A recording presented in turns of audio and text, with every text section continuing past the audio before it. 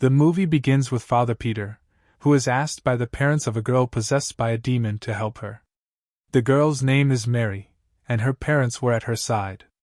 The evil spirit inhabiting her body was capable of doing harm even while she was restrained. Peter's friend, a doctor, examined Mary's heart and told Peter that she wouldn't survive much longer, and her heart would stop if the evil spirit wasn't expelled from her body.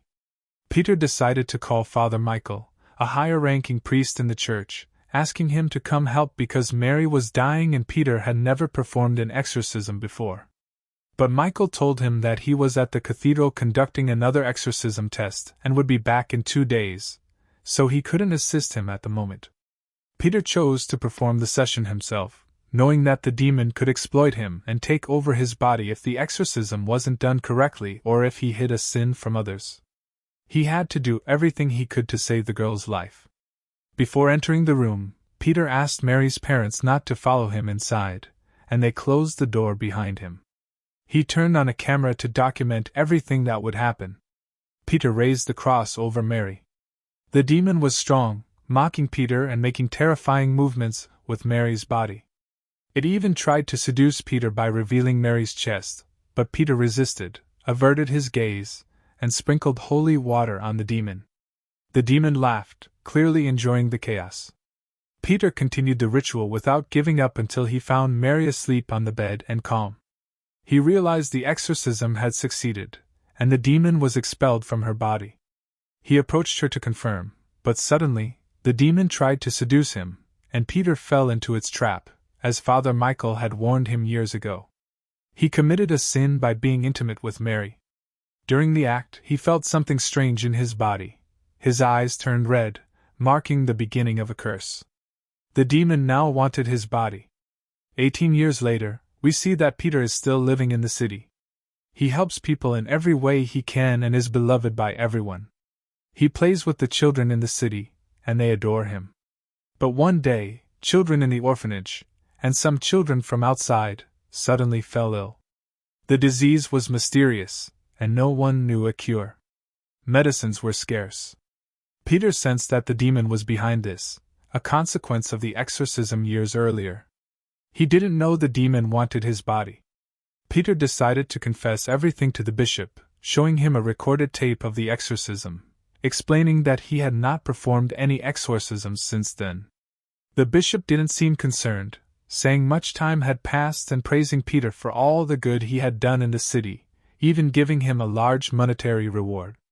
Peter used the money to buy medical equipment for the children, earning gratitude and joy from the parents as their children's conditions improved. That night, Peter sat in his room thinking about the past because he still felt guilty. Suddenly, he heard a noise and something fell from the room with the statue of Christ. When he looked, the statue was gone. Then he saw a man in the corner, crying. When Peter approached, the man's face turned terrifying, screaming, causing Peter to wake up from a nightmare. The next day, Peter went to the city prison, where he was requested to help a girl possessed by a demon. The girl had specifically asked for Peter by name. She had a criminal record. She had killed someone and displayed the body publicly. Peter entered her cell with his doctor friend, learning she had seizures similar to epilepsy. Peter spoke to her, but she replied in the demon's voice, laughing, revealing a coming disaster for the children in the orphanage. She also revealed things known only to the bishop and other facts, astonishing Peter because her knowledge was greater than his. Peter realized the demon was playing a game with him from the past, a game that had begun 18 years ago. He initially wanted to avoid getting involved with this girl, but her father came, begging him to save her at any cost. It turned out that the father was Mary herself, shocking Peter. In the middle of the night, Peter woke up paralyzed. The door to his room opened on its own, and the blanket beside him moved as if someone was hiding under it. Peter opened his eyes calmly, knowing the demon was trying to scare him, and prayed to restore everything to normal. When he opened his eyes fully, he regained control of his body. Suddenly, the man resembling Christ appeared again and tried to strangle him, but then vanished, and everything returned to normal. The next day, doctors reported that the children's condition was worsening, and the equipment and medicine had no effect. Peter decided to ask the bishop for permission to perform an exorcism. The bishop told him they needed approval from the cathedral. The senior priest assured Peter of his full support during the session and thanked him for his trust. Afterward, Peter went to meet Father Michael, who had stopped him 18 years ago from performing an exorcism, and asked for his help. Michael agreed to assist him this time. At night, Peter burned the tape that contained the recording of his exorcism session from 18 years ago, leaving no other evidence of what he had done. He recalled exactly what had happened back then, that Mary didn't know, and that when she fell onto the bed, she had fainted. At that moment, he had lost control of himself and kissed her, and the demon had amplified his desire in front of Mary. After Peter finished, Mary called her parents and told them the demon had left her body. No one else knew what Peter had done except for the two of them. Michael sensed the fear that Peter was feeling and told him not to be afraid of the demon, to keep his faith strong, and that the demon might not be targeting him, it could be using him as a pawn. He warned Peter that the demon might want his body and that over the coming days, they must avoid committing any sins. He also told him they needed to remember and confess any sins, because the demon could exploit them and destroy them. At the orphanage, the nun was praying. When she opened her eyes to look at the statue of the Virgin Mary, it was gone. She was startled when she noticed blood on the floor and followed it until she reached a cloth. She approached it and opened it, only to find a dead child inside, literally torn apart. Shocked, she stepped back, and suddenly a terrifying woman appeared and then vanished. All the statues in the room began to weep blood, and demons seemed to possess them. The nun saw a shadow behind her, but when she turned, there was no one there. She tried to escape, but when she reached the children's door, she was pulled into the darkness inside.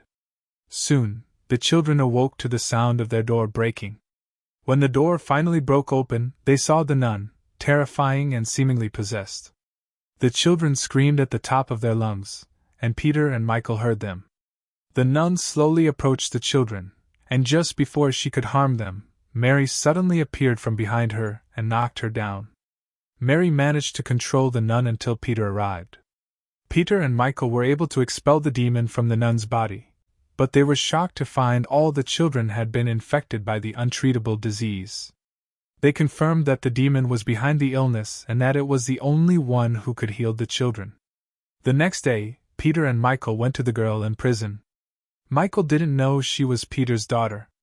The girl spoke in a terrifying voice, like the demon's. Michael tried to make her signal that she was the demon, but she refused to obey.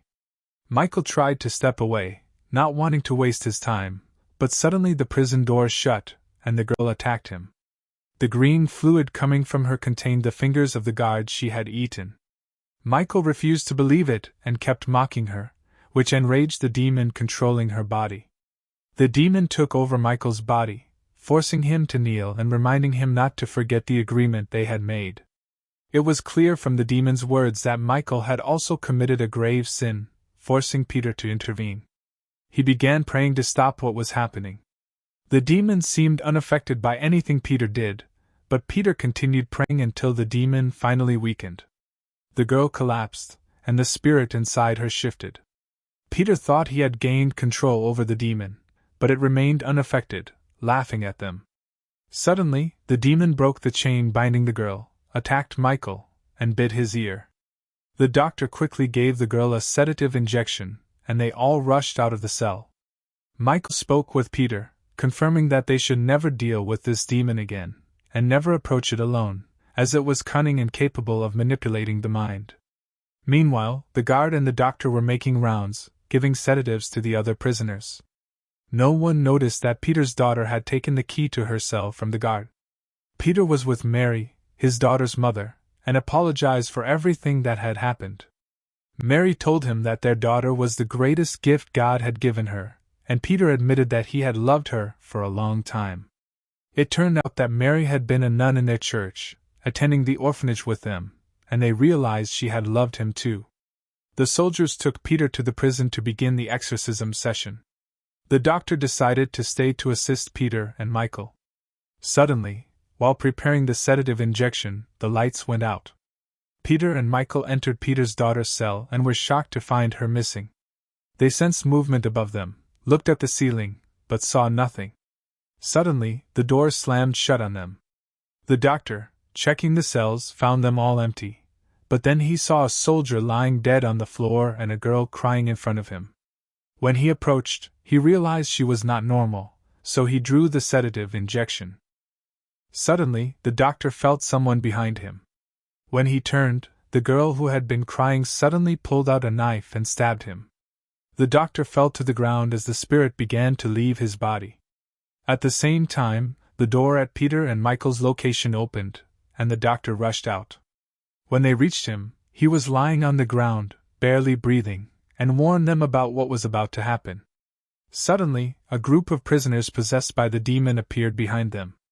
Michael quickly raised his cross and was able to weaken the possessed prisoners, but Peter couldn't affect them like Michael could. Suddenly, the statue in the orphanage appeared, possessed by the demon. It tried to damage Michael's cross, causing it to fall from his hand. Michael grabbed a larger cross to confront the demon, but still couldn't affect them. Then the girl who had stabbed the doctor tried to attack Peter, but the doctor intervened and stopped her. Peter and Michael ran from the demons. While running, Michael was slashed by one of the prisoners with a knife, but they managed to keep going. They ran into the kitchen and closed the door behind them. Michael was furious with Peter and demanded to know what secrets he had been hiding, warning him not to lie because his prayers had no effect on the demon. Peter confessed what had happened 18 years ago. Michael was enraged that he hadn't confessed earlier, pointing out that now their lives were in danger. Michael then admitted his own grave sin.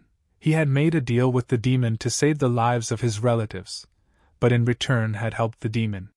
He told Peter to escape because he sensed this place could be his death, and warned him not to be tempted by anything the demon offered. Suddenly, the prisoners broke into the kitchen. Peter ran, leaving Michael behind, who had fallen to the ground. Peter quickly entered another room and closed the door. None of the demons could follow him. He realized that to control the demon through prayer, he needed to confess what he had done.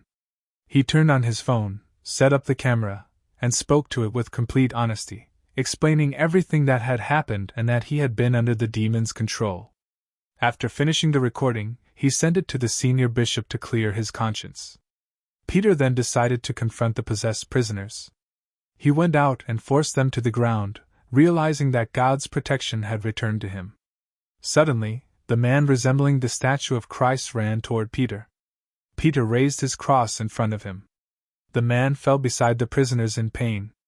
Peter was determined to exorcise the demon from their bodies, but before he could act, he was struck on the head from behind.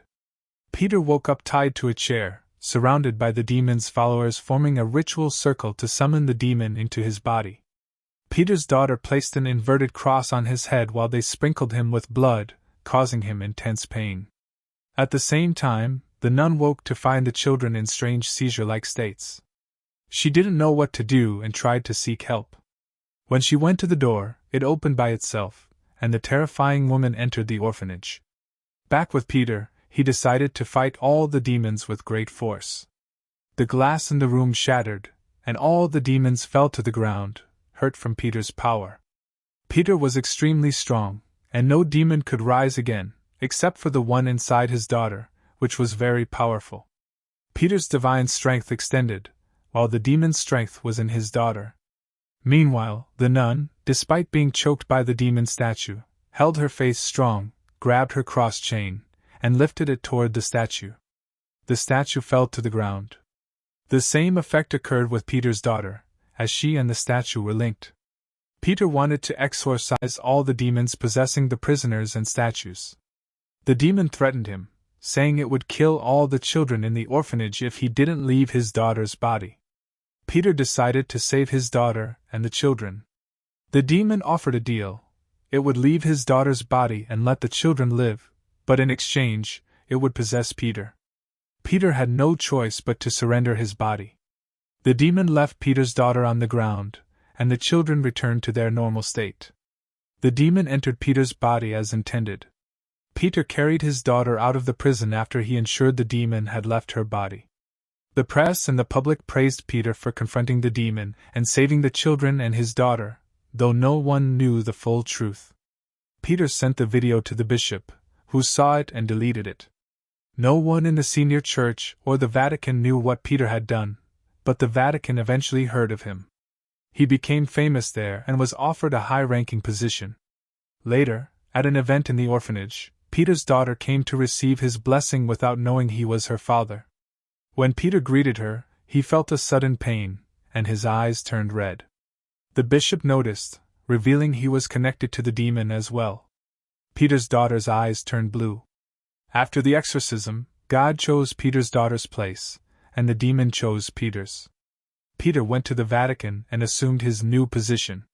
We see the Grand Vatican Church as a voice warns that the demon plans to inherit the entire world without God's intervention. The demon had managed to manipulate Peter as it had intended, and he had ignored his late friend Michael's warnings about deals with the demon. This brings us to the end of the film. Thank you for watching, and if you enjoyed it, don't forget to like and subscribe.